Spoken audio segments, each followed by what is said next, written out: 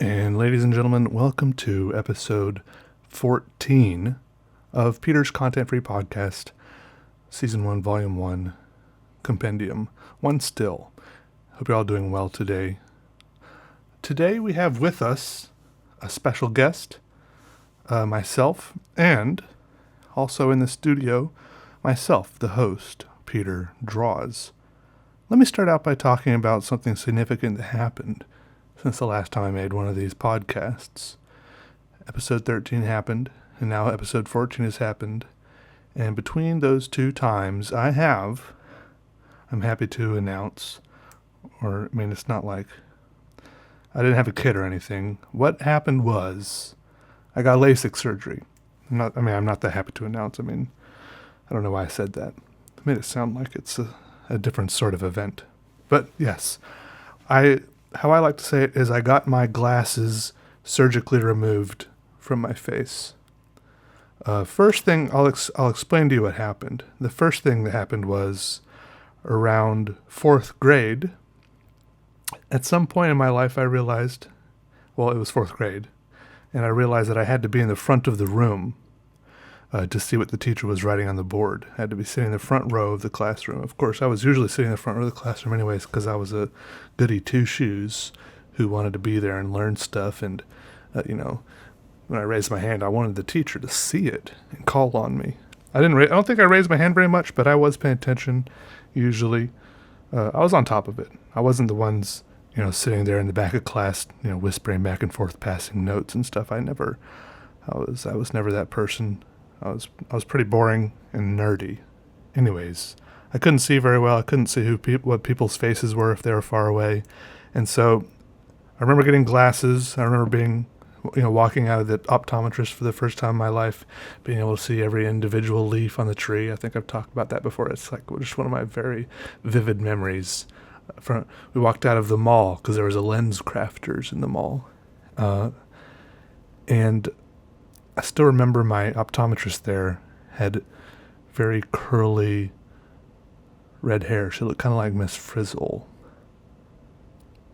Anyways, fast forward quite a while. I wore glasses for a long, long time until I was in high school, where I was tired of the glasses I had. I thought they made me look. I was already kind of a lanky, nerdy, maybe slightly I just wasn't the coolest looking dude, and then I was tired of my glasses also because I thought they're not the coolest glasses ever. Like lately when I've been wearing glasses, I've been wearing like those Wayfarers. I was just wearing like some dumb, nerdy kind of looking wireframe glasses, Hey, shout out to you if you're wearing the wireframes. You're rocking them. You look great. But I just wasn't very comfortable in them. Okay, that's all I'm trying to say. I could have rocked them. I was just like a little... Anyways, so also I was on a soccer team for a few years in high school, and I guess instead of getting me contacts, I guess it would be cheaper I wore those sports goggles. I did. I was very dorky out there in the field. I like playing defense for soccer, first of all, because I have these vivid memories from like 5th grade when we'd go out there for recess and we'd play soccer, and everyone would just like mass to the ball, and there would just be like a thick ball of people struggling and fighting around the ball, and then eventually the ball would just kind of shoot out of the side of the mass of people trying to get the soccer ball and shoot in one direction down the field, and then everyone would race after it. My technique, it was stressful to me because it hit just whoever was fastest from one team to the other. It could barely easily score a goal because someone just had to run after it faster than everyone else and kick and score. There was no defense usually. So I appointed myself to be the guy that would wait between that mass of people arguing over the ball and the goal and the goalie. So I kind of appointed myself as a defender when no one else was giving themselves positions, I guess. So all throughout high school later, I played as a defender, and I was out there on the field wearing my sports goggles, which worked pretty good, but I wasn't out there to look good, but I didn't even really play good either, even though I did run fast. I was one of the fastest runners on the team, believe it or not. And I was co-captain my senior year, somehow. My team was not very good. We made it to playoffs my senior year, and we went to local. We drove all the way to the mountains. We went to play playoff games on the App State practice fields, which was cool. It was like AstroTurf. It was so cool. We loved it. But we only made it to the playoffs because a couple of the people we were up against, a couple of those high schools like forfeited and stuff. Like we might have won one game fair and square, but most of the time, most of the other high school teams completely swept the field with us, wiped the field, whatever. They slaughtered us. I remember teams that were doing so well against us, their coaches were getting mad at them, and they were like telling their teams like not to score so much, and they would keep scoring, and the teams were having to like run laps during halftime as punishment because they were scoring too much. And then I remember one team we played that was like one school that was like really like the best school in the county, you know.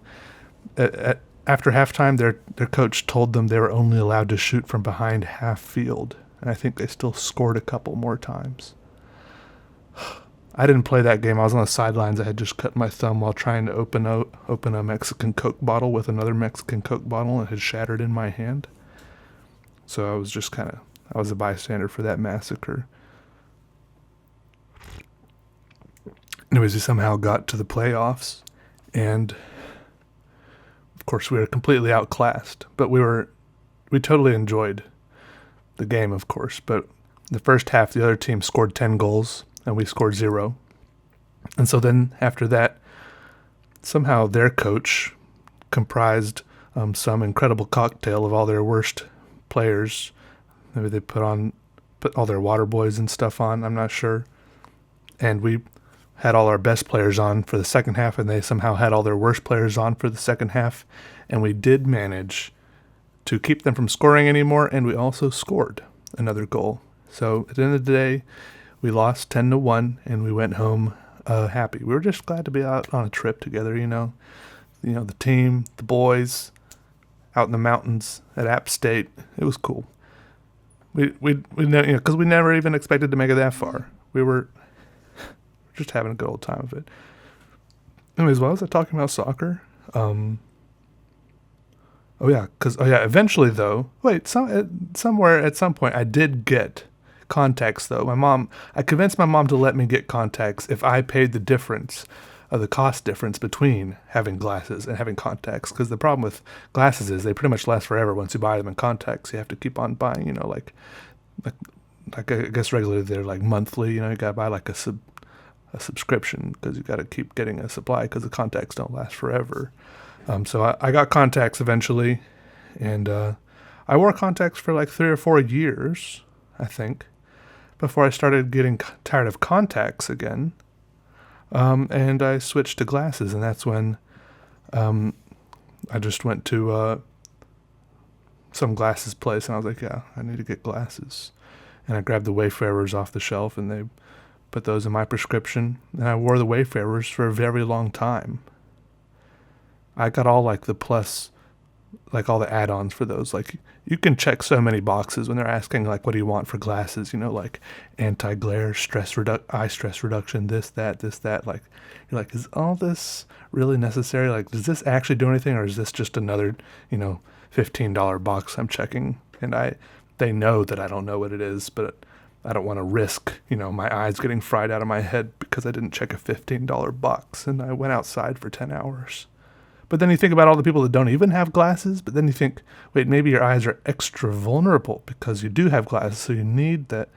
I don't know, it's strange. Like light does weird things bouncing through other things, and then there your eyes are, and I just don't know. Anyways, I got the Wayfarers, wore them for a long time. Ray-Bans, you know, so I invested, and those glasses lasted forever. And then I finally pulled the trigger. I've been thinking about it for a long time. Then I was just tired of thinking about it, right? I don't know if it was really the best thing ever to do, except that the wonderful thing about doing it is that I stopped thinking about doing it. Because I don't know, it's just like a difficult thing to put out out of my mind. It seems like so simple and good and convenient to just not ever have to worry about, wearing glasses again, except for, maybe later when I eventually, I'm not made of adamantium or anything. My eyes will continue to degenerate eventually, and I'll need reading glasses, right? But hold on to that thought. But I was like, why not just get rid of the glasses altogether? And then I'll be able to, get non-prescription glasses and wear whatever I want. Accessorize a little. Because it's expensive to get different prescription glasses, and it's a pain, because I don't know. So I was like, whatever, I'll just do the LASIK surgery now. And so I did it. I went to a little appointment to see if I had good eyes. Because apparently, they take all these sorts of measurement to see if you're a good candidate. And they said I was a good candidate. And so then I came back another day, and then another day. And on the third day, they fried my eyes with a laser. I just went in there. I popped a Valium beforehand that they gave me. They gave me a Valium.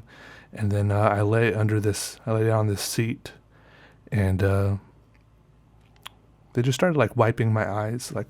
They put some stuff around my eyes, some sort of anesthetic or anesthesia, antiseptic or something, something.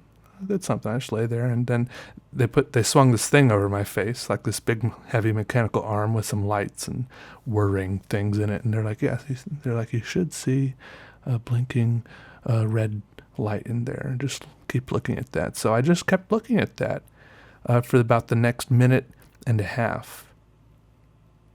And first they did one eye, then they did the other. My left eye first.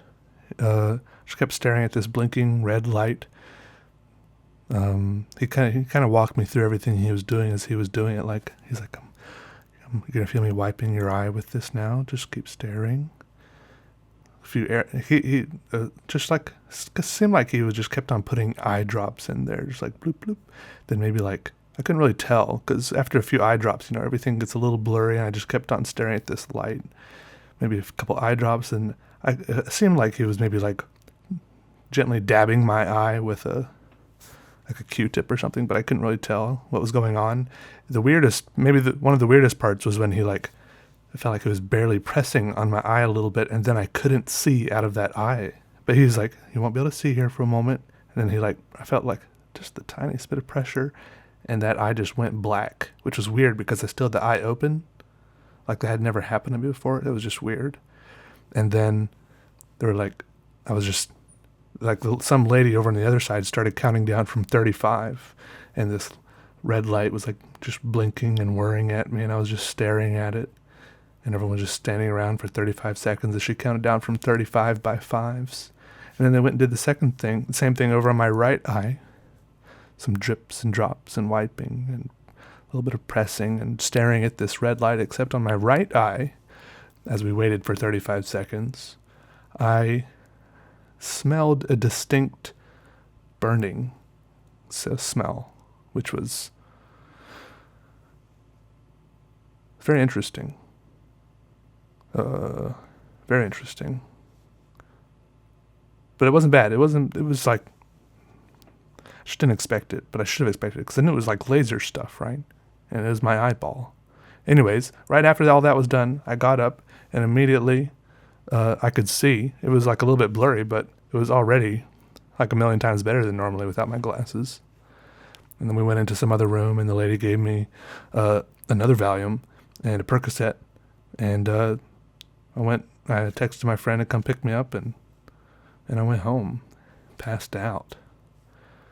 That's about it. And I woke up, I could see, I passed out some more, and I went in the next day, and they said I had 20/15 vision or something. I could read the bottom row on the little line chart. I was like, oh, sweet, they gave me all these eye drops to put in, a legitimate regiment of eye drops, all these different bottles and stuff. I pretty much used them all up by now, and everything's going good. I'm still experiencing every now and then some slight halos, or I can't remember what he called them, late at night, dark places. If there's a light that kind of flares up a little bit, the light, there's a glare around it, kind of the thing J.J. Abrams puts on everything. like a lens flare, but not all the way across, just like one flare. And the other day I actually went, and they're like still in the process of healing, right? Because they did like put like a mining laser on my eyeball, and I just used my Superman laser vision to stare right back at it. And he said it could take up to 60 to 90 days for it to heal completely. I don't know. I think what I'm worried about right now is I think I was supposed to go back for another follow-up, and I don't remember when that was supposed to be. I should have put it in my phone, but they probably gave it to me on a piece of paper that I lost. I got to call them and see when I was supposed to go back. Anyways, I did, at one point, a couple days ago, I was experiencing some eye fatigue when I was trying to draw. Like I was having a little bit of trouble focusing on the tiny little lines on my paper and stuff that I was drawing. And so I went to the store and I bought some little reading glasses. I bought some plus 1.25 reading glasses, and those worked perfectly. And I could perfectly see the paper after that. But then a few hours later, I realized I didn't need them anymore. I guess my eyes were just doing some weird thing. Maybe it was some weird drops I put in. And the weird thing is, some of these drops, I think there's one in particular that I put in, the eye drops, they give me a very weird, nasty, bitter taste in my mouth, which really puzzles me. Now, I guess the tear ducts or eyes and your mouth are connected somehow, because I've seen pictures and videos of people swallowing or putting milk in their mouth and then squirting milk out of their tear ducts. Is that real? I just realized that might not have been real. But I am telling you that when I put these eye drops in my eyes, I get a bitter taste in my mouth. I thought I was imagining it first, but it happened too consistently, too many times. And I'm just imagining these eye drops like seeping into my eyeball and seeping back into my optic nerve and down my spinal column and somehow getting into my mouth. I don't know how it works, but it's a very weird, bitter taste. I have to drink like some coffee, Bitter goes with bitter. It just kind of covers it up. Yeah. What else happened to me? But my eyes they're coming along nicely. Well, I'm slowly adding, I've got like some little like glasses I've bought, so I can wear whatever glasses I want now. Like non-prescription glasses. Like you can buy them for like $6. I bought some. I have like a little collection. I need to get like a little box or something to put them all in. I bought them all for like $6 to $12 each. I can wear sunglasses so much easier now, because that was another thing that really bothered me. It's so hard to wear sunglasses when you have prescription glasses. It's just a pain. There's a few different solutions, but none of them are that easy or convenient or elegant, except for the clip-ons. Those are truly elegant and wonderful. Oh, what else did I do? Did I tell you guys about? I went to Canada. I went and visited some family in near Vancouver, BC, but like a little ways out, like an hour, maybe hour and a half or two, kind of out of Vancouver. They're not in the city. Kind of near Mission, BC, roundabouts there. Went and visited them for like a week at the beginning of this month or something. I don't know what month it is right now, but yeah, it was good. There was like some family events and lots of aunts and uncles and cousins and grandparents that I hadn't seen in like 15 years. Some of these years really go by fast. And it was really cool. One thing I noticed that was really cool is that, well, like I had met a lot of these aunts and uncles before, and I felt like I knew them and I liked them, right? But I had been like a kid, some sort of like teenager before. But now I felt I'm 27, and this is a cool thing about being an adult, is that you get to sit around and just have regular adult conversations. I don't know. There's something you definitely notice. I don't know why I'm pointing this out, but I felt interesting. It felt good. It feels good when I notice it other times. Maybe I don't notice it other times because it's not such a harsh difference that I've noticed, but the last memory I have of them is being a kid around them. And now this next memory I have of them is 15 years later being an adult around them and having adult interactions with them instead of, being a child around them. It's cool. Just hanging out, being, just talking and chilling, I guess. I don't know. We played a lot of board games. What I didn't plan out for in Canada, was the fact that I wouldn't be able to use my phone, right? Because, I could have used my phone, but there's like all these extra charges for international stuff. I didn't think that out. And then the place I went, they just moved there, and it's kind of out in the middle of nowhere. They didn't have Wi-Fi, and so I was totally cut from connection with the outside world. I barely touched my phone. I did for 5 days. I didn't touch my computer at all. And at first I was like, what am I going to do? What if there's like some important emails or something, or important message? But then after like 1 day, I totally forgot about it. Like I wasn't even looking at my phone to try to check it. I didn't even think about checking my email or what emails could be coming in. And it was very fresh and liberating and refreshing to not be just like looking at my phone and stuff all the time, because there was nothing there anyways. I could play like some dumb offline game on my phone or take pictures. I did have my phone out sometimes for taking pictures of stuff, which is good.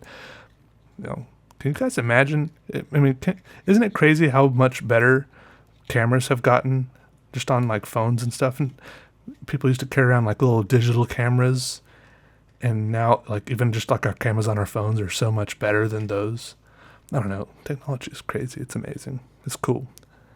Anyways, and then even when I got back, we flew from Vancouver to Salt Lake City, and we're getting a connection back to Charlotte. And, I turn airplane mode off when we're landing. I'm like, okay, let all the messages roll in. What did I miss? Who's, going crazy, and then you realize, 5 days passed and nobody even noticed that you dropped off the face of the earth for 5 days.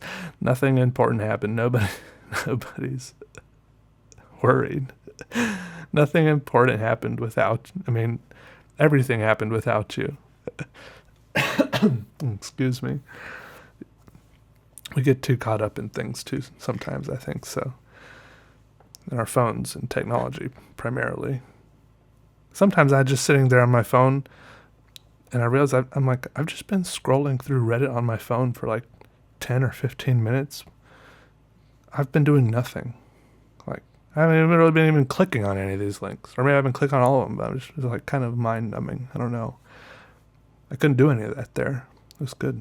We went on some nice hikes. It's just it's almost surreal, the scenery around there. There's like all these lush, low valleys with all these weird little farmhouses scattered around, and it looks all very unplanned. It's just like poo, poo, poo. And the green grass, they grow like blueberries and grapes and stuff there, and then like it's like flat, and then like boom, all these mountains just suddenly jut straight up into the air, and there's snow up there, and there's all these clouds pushing up against the edge of these sharp rocky mountains. And I'm like, what mountain is that? That mountain's incredible. They're like, I don't know, just a mountain. It's like, it's just like an everyday thing. They're just like living in them, around them. But then if you're not there all the time, it's just like, this looks surreal. This looks like something out of a movie. It's amazing. We went to an old train tunnel. It was amazing. It's just like one of the coolest tunnels I've ever been in, no doubt. And there was this ravine weaving through, a river weaving through a ravine through some crazy sharp cliffs and stuff, and this gully, and this tunnel was shooting through all that, and there were all these plaques explaining, like all the crazy methods and hazards that they went through to put this railroad track across here, and, however long ago that was. We did other stuff too. Oh yeah, I went to Hope. It was this dingy little town. It's kind of depressing. There was I only saw 3 people there, and that's where they filmed the first Rambo movie, I think. And then I had never seen Rambo, so I went home and watched it, and then I was like, oh look, that's where I was. I remember that road. Maybe not those rocks, but I remember that road. There's cool wood carvings on almost every corner of that town of Hope, of the town of Hope. And yeah, I mean, it's a pretty town. Like, it's pretty. There's like this little road, this little cars parked there, little shops, and then just like out of nowhere, right next to the buildings, it looks like the buildings are just nestled right up against these mountains that once again just shoot straight up into the sky. And sometimes the clouds are right there against the mountains, and you think the mountains might just keep going forever and ever up into the sky because the clouds obscure the tops of them, so you don't really know how tall they are. And my imagination seemed to run away with me most of the time. I think the mountains went up forever. Anyways, I don't think anything else. In Salt Lake City, someone recognized me. I was like walking along. I went there with my dad. I was walking along with my dad, and then some other guy was walking along with like his whole family, maybe his whole extended family. There was like 12 of them. And then he was like, "Hey, you Peter Dross?" I was like, "Hey, yeah." He's like, "Hey, love your videos, man," or something like that. I was like, "Hey," and I got his name. I don't remember what his name was. It's like Corbin or something. I don't remember. I feel bad if he's listening to this. It's nice to meet you, dude. And then he took a picture with me. I think his sister took a picture of us, and we had similar hair, and we were almost the same height. I think he was taller than me. But then he didn't, like, post the picture and tag me anywhere. Yo, post that picture, dude. Tag me. I want to see it. I mean, maybe I wasn't looking good. I think I was wearing my neck pillow around my neck, maybe. Who knows?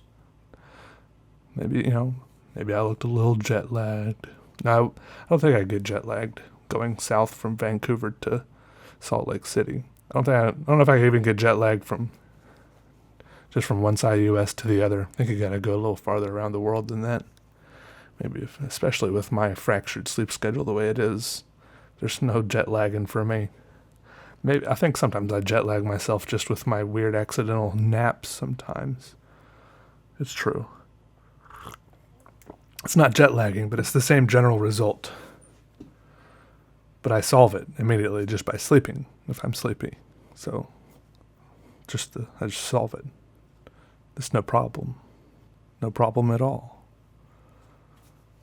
I do think it's interesting how there's some sense of community on a highway. Have you ever noticed that? On long road trips, I personally prefer to drive late at night if I'm out on the highway and stuff. I don't know why. This might be counterintuitive, but I feel personally like it's safer to drive late at night. Maybe just because there's less cars on the road. And when there are cars on the road, by late at night, I mean like 3 a.m. is perfect for me. 1, 2, 3, 4 a.m. Around 5, people start hitting the road again to go to work, like early construction workers and stuff like that.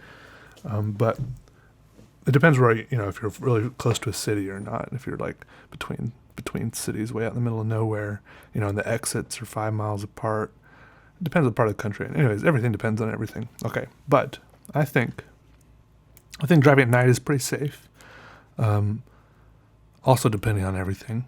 But for some reasons, like, first of all, there's less other cars on the road. And when there are other cars on the road, they're there because of their bright headlights, right? And so you can like merge and stuff. I like just driving down the middle of 2 lanes sometimes if I want to. And I know there's no other cars around because if they were there, I'd be being blinded by their headlights. In the middle of the day, there's like other cars. There's tons of cars. You're like moving. The highway's like flowing along with all these cars, like swirling around each other and stuff. When you merge, you want to like switch lanes or something, there could be a car in your blind spot or something. It's dangerous. Late at night, there is no such thing as a blind spot because it would just be bright headlights, right there. So that's, I don't know. But then again, at daytime it's safer because, you'd probably be able to see deer that are about to jump out in front of you, and other hazards, stuff like that. Maybe less likely to fall asleep. I don't know. I usually don't have the sleeping problem because I can just take a nap in the middle of, whatever, my sleep, whatever. And I don't know what else I was going to say. Anyways, what I was going to say is there does seem to be some sort of temporary ramshackle community when you're driving on long road trips, whether during the day or at night. Sometimes people kind of speed match each other, whether you're in front or in back. If you find yourself driving with someone for several miles, or sometimes I found myself driving with someone for like an hour, just cruising behind them, or they're just cruising behind you, and you kind of just go in the same speed. You find each other there on the road, and you're both comfortable with pretty much just cruising down the road at the same speed. You're going around other cars, merging, staying in the left lane, staying in the right lane, passing in the left, going back to the right lane, cruising. You don't really know anything about them. If you look in your rearview mirror, they're just kind of like a shape behind a steering wheel. And then there's some heartbreaking moment sometimes when one of you just suddenly gets off on an exit. And in the past, that has been a little heart-wrenching for me, because there's no, I don't know, it just comes out of nowhere. There's no goodbye. There's no nothing. It's just over, just like that. Sometimes if you're on the exit ramp, you're going a little slower, you can look back over the highway and actually get a glimpse of the person in their car as they continue on down the highway. And sometimes the person looks nothing like what you expected or what you're imagining. You imagined the person based on their car and how they were driving, and just all sort, maybe what sort of person you wanted as company. And sometimes I don't want to look. I just want to stay in that little world of imagination for who I wanted to have there as company on the road. I went to one little... Is a gas station considered a truck stop if trucks stop there? Are there things which are truck stops and not gas stations, is what I'm asking. Anyways, I went to one gas station, and I really had to go because I've been driving for a couple hours, and I think I've been drinking some coffee or something, which is a bad combination.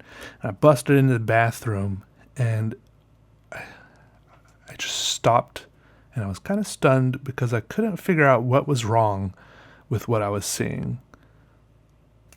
And there had been a men's bathroom, women's bathroom, and I suddenly figured out what was so weird about what I was looking at.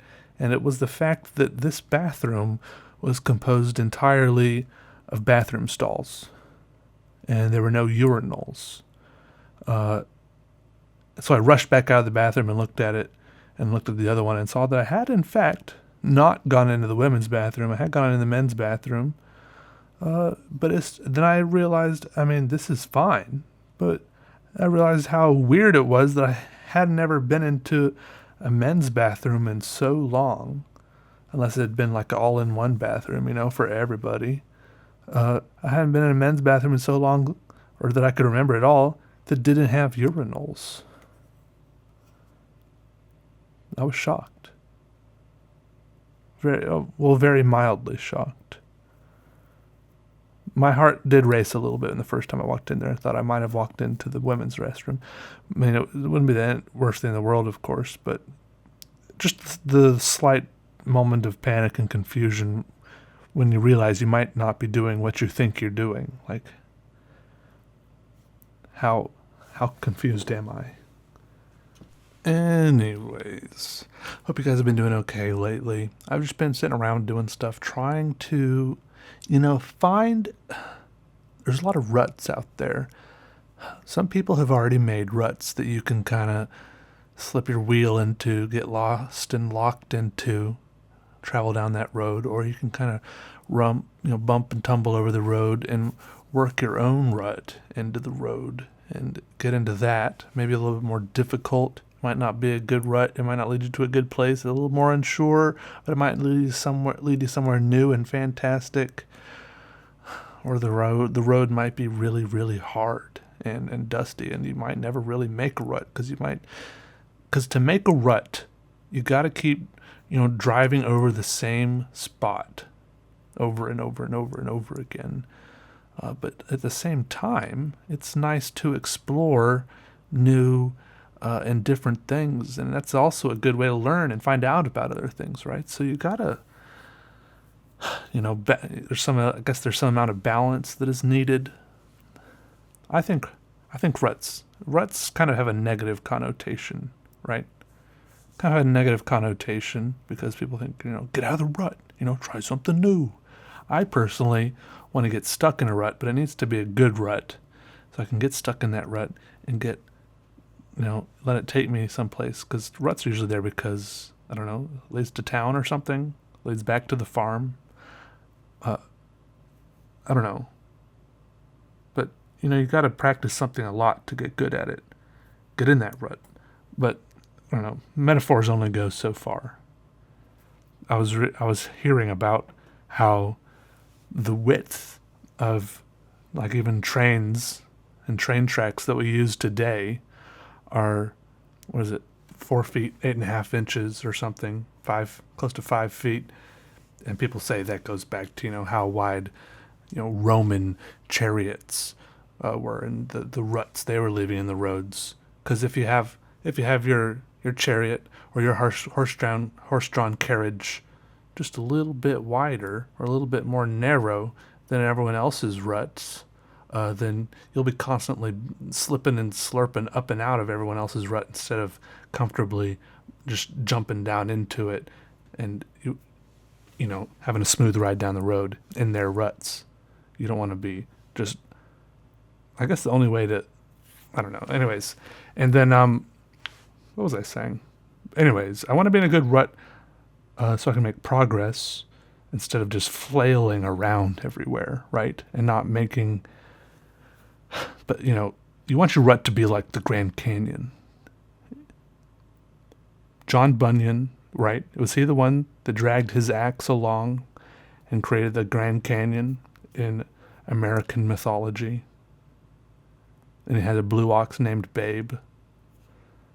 Maybe Babe made the Grand Canyon. I remember reading some good books by illustrated by Glenn Rounds. He's one of my favorite. He's a good illustrator. I always remember the way he drew hands. I remember reading a story by him of some guy that was piloting like a cruise ship, and he accidentally crashed the cruise ship into like New York City or something, and just drove the cruise ship straight down the middle of a street down the middle of Manhattan, like Fifth Avenue or something. I don't know the streets there. I do remember I went to Manhattan once, and I stood on Fifth Avenue, and it was empty because of a snowstorm. I was like the only one on the whole street. Very apocalyptic, and that would have been a good time to drive a ship down the middle of the street if you were going to do it. It would have been even a little bit slipperier because of all the snow and ice. That would have been nice. Glenn Rounds is good. What's some of y'all's favorite illustrated children's books, as far as even just the stories or the illustrations? Because I feel like the illustrations are what really sticks with you as you grow older. I really wonder how much the actual stories matter, because I think it would be cool to make children's books. Sometimes I think to do the illustrations I would need to add color to my drawings, which I don't usually do, so that discourages me a little bit. But then you think about Shel Silverstein. Shel Silverstein was incredible, and he didn't add color to his drawings, right? He was very, I love him. I remember thinking about some of his drawings, remembering them back to my childhood, and then going and buying his books again as an adult, looking back at them and seeing that they weren't anywhere near as intricate as I remembered them being. They're very simple drawings, but they capture your imagination as a child, and the child's imagination just blows them and grows them up into so much more, right? You just have to have enough there to pull at the little imagination harpstrings, and it all echoes out through the acoustic chambers of the child's mind. So then you just have to think of a story or something, some little words to read along to the kid, or for the kid to read. I don't know, but I don't know. I get intimidated by the story writing part, but maybe I shouldn't. Maybe I'm overthinking it, right? Maybe I am.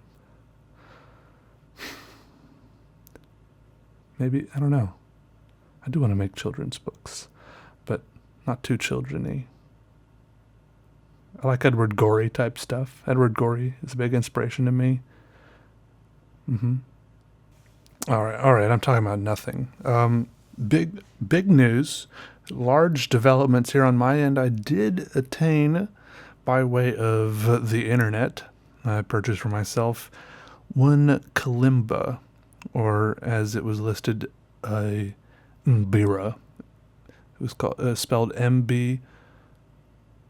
I think there are a lot of different types of kalimbas, maybe more colloquially known as a thumb piano, and it's very fun to mess around with. Let you hear. Okay, this all right. It's my thumbs are out of tune. Okay.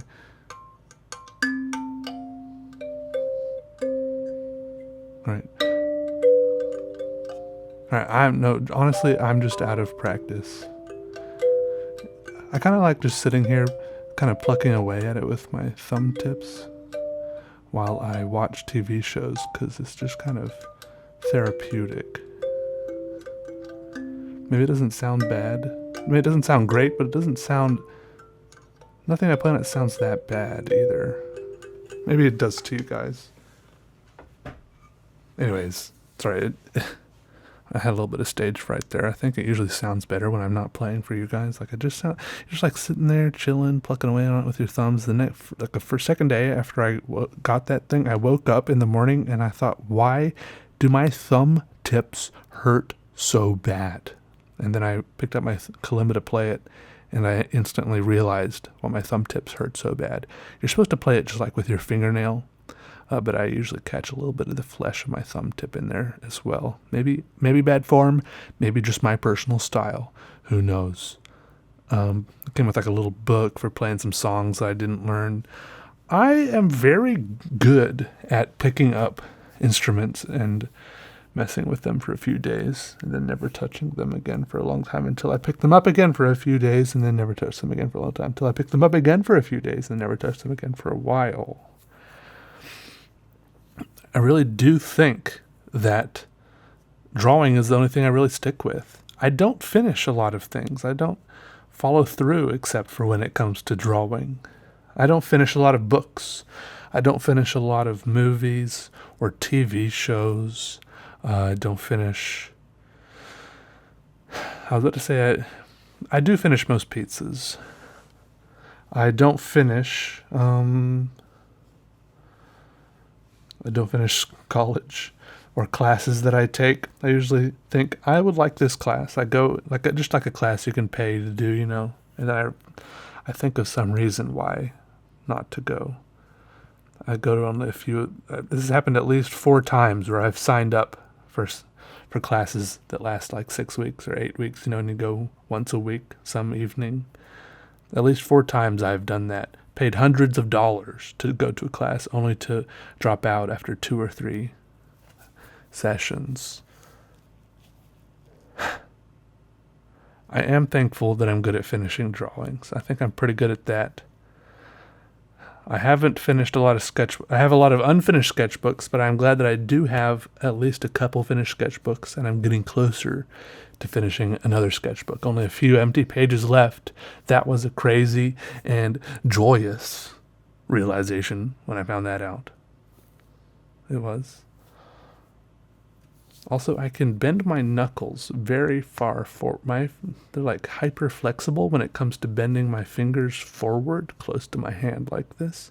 Like right now, all of my fingers, every inch of my fingers is pressed down to my palm. Like there's no space between my fingers and the palm of my hand. And it's like weird. But then some people can bend their fingers back really far. Like if I push my fingers back, I can't even make a 90-degree angle. The angle between the back of my hand and my fingers stays obtuse. I can't go 90 degrees or acute. How are you guys doing with that? Are you trying right now? Try pressing your fingers back. Tell me if you get obtuse, 90 degrees, or acute. Or if I'm sure there's some weirdo out there, some contortionist who can just press their fingers completely flat back against the back of their hand. Do you guys pop your knuckles a lot? I remember when there was like a legit scare, and everyone was 100% sure for at least 6 months in school at some point. Everyone was 100% sure that popping your knuckles would give you arthritis when you're like 80.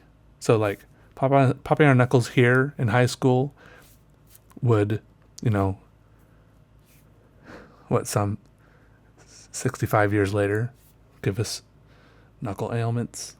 Everyone was sure. Everyone stopped popping their knuckles, and then it so slowly filtered back down the grapevine that no, that was not true, and we could pop our knuckles as much as we wanted to no ill effects. Besides, sometimes when you pop your knuckles too much during the day, you can feel the kind of the fatigue and the discomfort, the weird ache in your knuckles, just from you're stretching out your tendons and stuff. I guess it's not like great for them, I guess, but it's not bad for them. What is that like? What is that popping? What do they call it? Cavitation. There's fluid in your joints that creates a tiny air pocket that pops, and that freaks me out a little bit.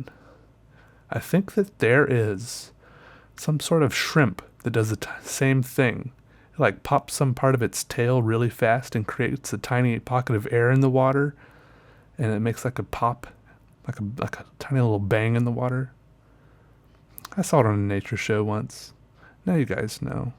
You didn't know? Maybe. Now you do know, for sure. There's a shrimp that pops. Not pop. Maybe they make it into popcorn shrimp.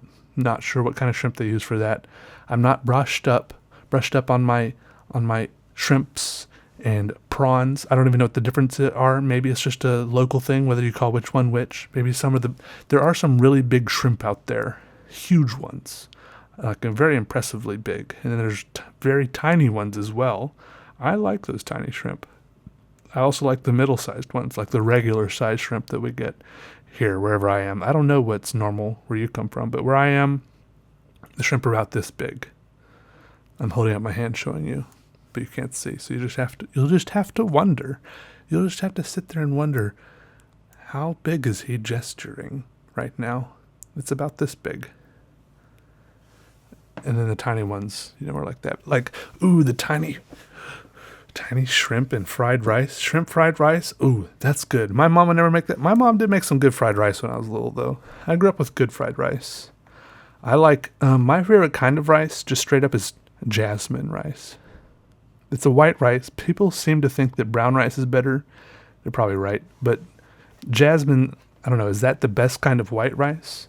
It seems to be okay. People don't seem to try to stop me from eating jasmine rice. I like it. I put it in my rice cooker. I have a rice cooker. I try to eat the rice out of there, and I put the broccoli or my Brussels sprouts up there in the top, and steam them while the rice cooks.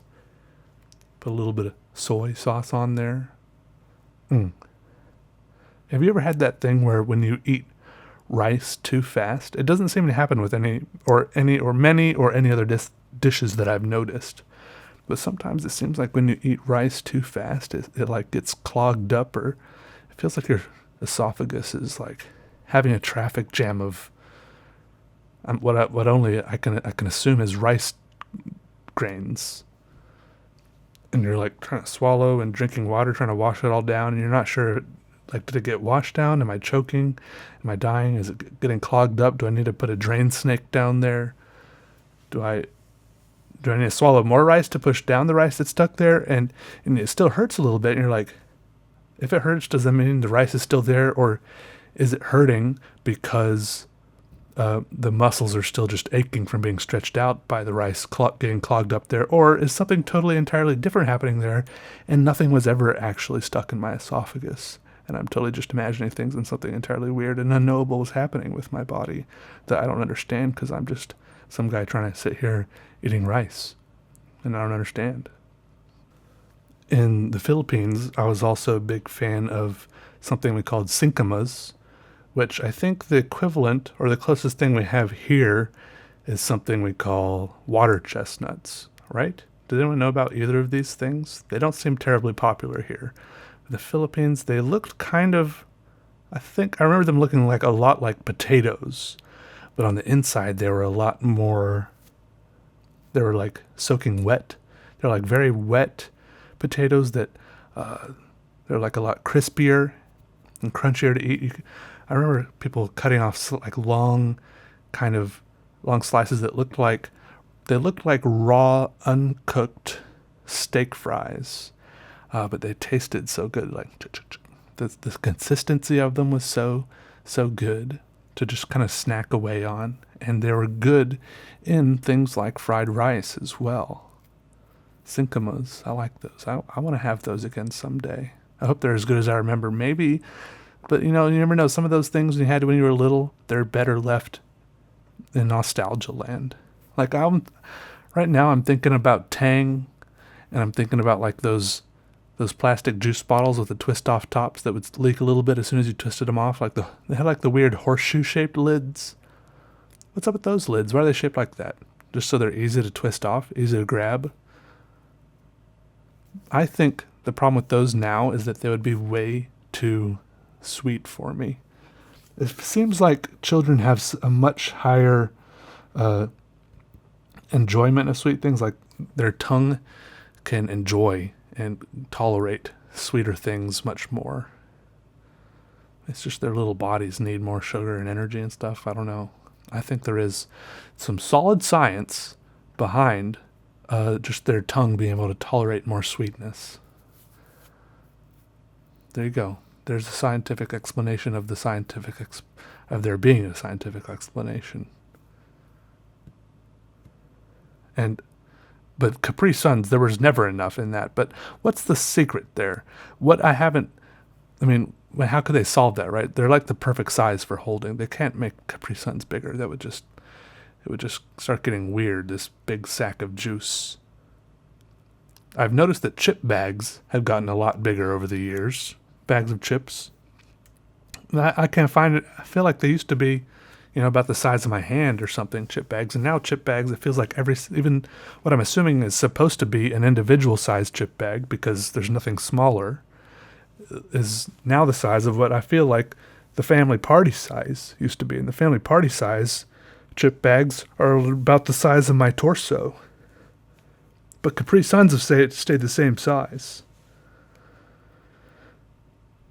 I remember we used to go down to a little street shop sometimes when we were in Manila, and if you bought Coca-Cola from the little street shop, they would take the Coke bottle and pour it out into like a plastic sandwich bag, and put a straw in the top of it, and then you'd kind of just grab the top of the bag and the straw and hope you didn't drop it or lose even the tiniest bit of grip on the top of the bag and the straw. And then they take the bottle back to recycle it, or because I guess they get a little bit of money back. I don't think I ever actually spilled a bag of Coke, but I was always very afraid that I would spill my bag of Coke. Because that's a very precarious way to carry around a beverage. Just an open-topped sandwich bag. Not tied shut or anything. Just a little kid, just a little, like 4 or 5-year-old, just holding it like that. That's asking for trouble. I feel like a kid would just very easily, absent-mindedly try to put it down on a step or something, and it would just all go sloshing right out, and there would just be a soggy plastic bag lying there with a straw hanging out of the side. So sad. I guess it did cut down on some waste, except for the plastic bag. I don't know. It's good to reuse those glass bottles. Coffee update. I am currently drinking some room temperature coffee, aka cold coffee, and it's still pretty good. It's drinkable. Lately, I've been drinking Pete's French roast. That's just my go-to.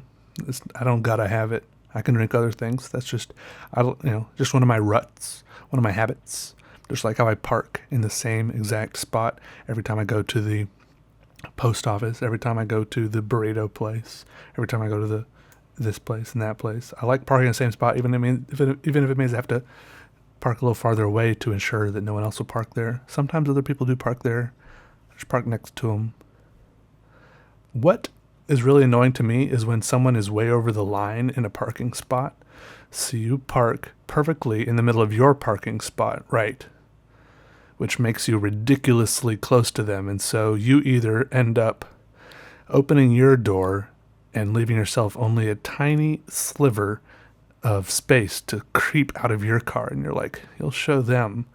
You're like, I'll show them. They're going to come back to their car and they'll pay for, being so far across the line they'll pay for being such a bad parker. And so you go to all this effort to get out of your car, which you parked perfectly in the middle of a parking spot. You either, squeeze out of your door, which you can't open very much because of their car, or you climb over to, like the passenger side door or something and get out. There's nothing worse than coming back later, whether it's in a few hours, because you're in a restaurant, or the next day because it's at your apartment, and come back to find that their car is still there. They haven't moved, but you have to go through all this rigmarole again to get back into your car when it's still their fault for being such a bad parker. And it might not even be their fault because they might have been forced to park poorly because of someone else that was parking poorly first. But I think it's still mostly their fault because if that whole spot wasn't available, if there's someone else way over the line so much that they need to be way over the line, like I would consider that parking spot not available. Like if you have to take up, I don't know. You got to take a little bit of responsibility for your actions, I guess, But still, that's happened to me on multiple occasions that I've squeezed in perfectly in my spot, the other cars, and then it ends up that I just have to squeeze back into my car and leave later. No, the other people, none the wiser. Probably they would have only had to get back. It's probably just one guy, right? He just goes and gets in his driver's side door, which has plenty of room because he's so far over to the right. I don't know. You guys probably are totally lost because you're not visualizing what I'm visualizing, which is fine. It's okay. All right, guys. I don't know how long this podcast is, or what you've been watching me do the whole time. I considered doing a podcast where you guys look at my face while I talk the whole time. But then I realized, you guys don't get enough of this real-time drawing stuff, and I like putting the real-time drawings there so you see how I actually move, the speed of my actual drawings. I think it's good. I think it's realistic, the realism of it. So you don't think I actually, just draw, just, pour the lines on the paper. So it's, I don't know. I didn't do it. I didn't do the video thing. It's more work for me anyways. I'd rather draw and show you guys drawing videos. I'm going to go now. I'm currently wearing my Daft Punk shirt, some pants, light blue pants I got from J. Crew on found a sale on their website. I needed new pants. All my pants are falling apart. All my favorite pants falling apart. One of them had a hole in the butt from when I tried to jump over a chain link fence, and it caught right on my butt. Another of my favorite pair of pants, just the middle of the crotch, was wearing out. Just because, I don't know, I guess I man-spread too much. And another pair I'm actually wearing through the knee of the pants, just like when you know how you buy pants and they're distressed on the knees, pre-ripped pants. I ripped the knees of my pants, wore them out and away the old-fashioned way. I think they might look cool now, though. That's a pair of Vans joggers I'm talking about with the hole in the knee that I wore there. I'm thinking about maybe putting a patch there. A patch might look cool. They might look like pirate pants then because they're joggers and they're tight around the bottom, they're not poofy, but I don't know. I don't know what a patch would do. Should I put the patch on the inside or the outside?